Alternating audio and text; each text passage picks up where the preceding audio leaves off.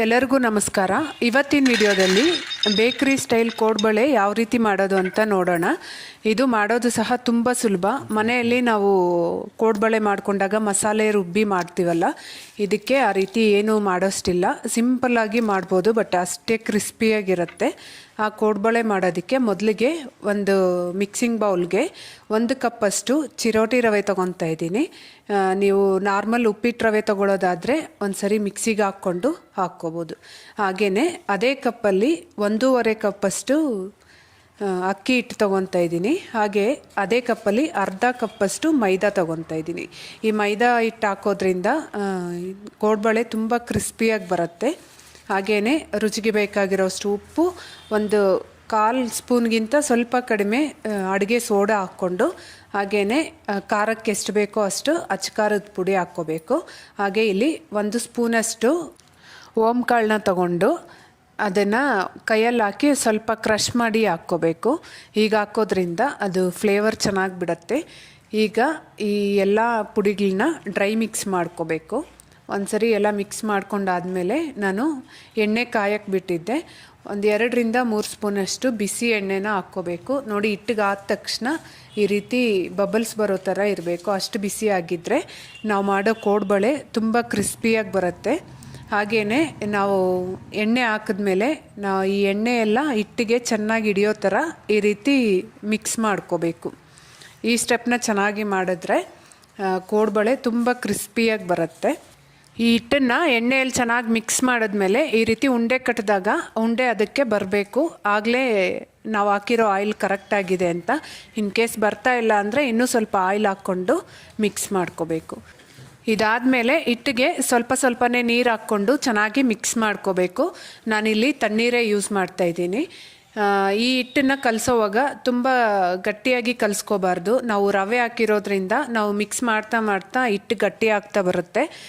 ಹಿಟ್ಟನ್ನು ಚೆನ್ನಾಗಿ ನಾದ್ಕೊಂಡು ಮಿಕ್ಸ್ ಮಾಡ್ತಾ ನೀರು ಎಷ್ಟು ಬೇಕೋ ಅಷ್ಟು ಹಾಕ್ಕೊಂಡು ಸಾಫ್ಟಾಗಿ ಇದನ್ನು ಮಿಕ್ಸ್ ಮಾಡ್ಕೋಬೇಕು. ನೋಡಿ, ಈ ವಿಡಿಯೋದಲ್ಲಿ ತೋರಿಸ್ತಾ ಇರೋ ಥರ ಇಷ್ಟು ಸಾಫ್ಟಾಗಿದ್ದರೆ ನಾವು ಕೋಡ್ಬಳೆ ಮಾಡುವಾಗ ಕೊನೆವರೆಗೂ ಹಿಟ್ಟು ಗಟ್ಟಿ ಆಗಲ್ಲ. ಹಾಗೆಯೇ ನಾವು ಮಾಡೋ ಎಲ್ಲ ಕೋಡ್ಬಳೆನೂ ಗಟ್ಟಿ ಆಗದಿರ ಕ್ರಿಸ್ಪಿಯಾಗಿ ಬರುತ್ತೆ. ಈಗ ನಾವು ಮಿಕ್ಸ್ ಮಾಡ್ಕೊಂಡ್ಮೇಲೆ ಇದನ್ನೇನು ನೆನೆಯೋ ಅವಶ್ಯಕತೆ ಇಲ್ಲ. ಕೋಡ್ಬಳೆ ಮಾಡೋದಕ್ಕೆ ಸ್ವಲ್ಪ ಹಿಟ್ಟು ತಗೊಂಡು ಮಿಕ್ಕಿದ ಹಿಟ್ಟನ್ನು ಒಂದು ಪ್ಲೇಟು ಅಥವಾ ಕಪ್ಪು ಮುಚ್ಚಿ ಇಟ್ಕೋಬೇಕು. ಇದರಿಂದ ಈ ಹಿಟ್ಟು ಒಣಗೋದಿಲ್ಲ. ಈಗ ನಾನಿಲ್ಲಿ ಕಟಿಂಗ್ ಬೋರ್ಡ್ ಮೇಲೆ ಹಿಟ್ಟನ್ನು ತಿಕ್ಕಿ ಕೋಡ್ಬಳೆನ ರೆಡಿ ಮಾಡ್ಕೊತಾ ಇದ್ದೀನಿ. ನೋಡಿ, ಹಿಟ್ಟು ಎಲ್ಲೂ ಮುರಿತಾನೂ ಸಹ ಇಲ್ಲ, ಚೆನ್ನಾಗಿ ಬಂದಿದೆ. ನಾನಿಲ್ಲಿ ಬೇಕರಿ ಸ್ಟೈಲ್ನಲ್ಲಿ ಮಾಡ್ತಾ ಇರೋದ್ರಿಂದ ಚಿಕ್ಕದಾಗಿ ಕೋಡ್ಬಳೆನ ಮಾಡ್ಕೊತಾ ಇದ್ದೀನಿ. ಈ ಕೋಡ್ಬಳೆ ಎಲ್ಲ ಒಂದೇ ಸೈಜಲ್ಲೇ ಬರಬೇಕಂದ್ರೆ ಈ ರೀತಿ ಒಂದು ಬೆರಳಿಗೆ ಸುತ್ತಕೊಂಡು ಕಟ್ ಮಾಡಿಕೊಂಡ್ರೆ ಎಲ್ಲ ಕೋಡ್ಬಳೆಗಳೂ ಸೇಮ್ ಸೈಜಲ್ಲೇ ಬರುತ್ತೆ. ಅಷ್ಟೇ ಅಲ್ಲದೆ ಮಾಡೋದು ಸಹ ಬೇಗ ಆಗೋಗುತ್ತೆ. ಈ ಕೋಡ್ಬಳೆ ಅಂತೂ ಯಾರಿಗಾದ್ರೂ ಮಾಡಿಕೊಟ್ರೆ ಮನೇಲಿ ಮಾಡಿದ್ದಾರೆ ಅಂದರೆ ನಂಬೋದು ಸಹ ಇಲ್ಲ, ಅಷ್ಟು ಕ್ರಿಸ್ಪಿಯಾಗಿ ಬರುತ್ತೆ. ಒಂದು ಸರಿ ಟ್ರೈ ಮಾಡಿ ನೋಡಿ. ಈಗ ನಾನು ಒಂದು ಬ್ಯಾಚ್ಗೆ ಆಗೋಷ್ಟು ಕೋಡ್ಬಳೆನ ರೆಡಿ ಮಾಡ್ಕೊಂಡಿದ್ದೆ. ಇನ್ನೊಂದು ಕಡೆ ಎಣ್ಣೆ ಸಹ ಬಿಸಿಯಾಗೋಕ್ಕೆ ಬಿಟ್ಟಿದ್ದೆ. ಎಣ್ಣೆ ಚೆನ್ನಾಗಿ ಬಿಸಿಯಾಗಿದೆ. ಸ್ಟವ್ನ ಮೀಡಿಯಮ್ ಫ್ಲೇಮಲ್ಲೇ ಇಟ್ಕೊಂಡು ನಾವು ಮಾಡಿಟ್ಕೊಂಡಿರೋ ಎಲ್ಲ ಕೋಡ್ಬಳೆಗಳನ್ನ ಹಾಕ್ಕೋಬೇಕು.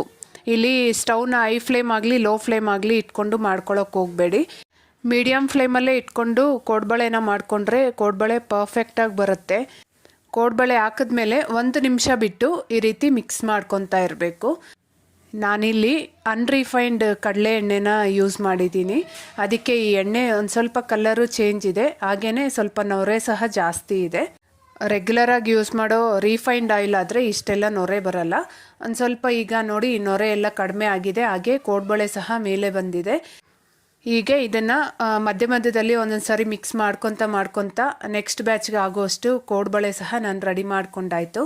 ಈ ಕಡೆ ಕೋಡ್ಬಳೆ ಸಹ ಪರ್ಫೆಕ್ಟಾಗಿ ರೆಡಿ ಆಗಿದೆ. ಇದನ್ನೆಲ್ಲ ಒಂದು ಪ್ಲೇಟಿಗೆ ತೆಗೆದಿಟ್ಕೊತಾ ಇದ್ದೀನಿ.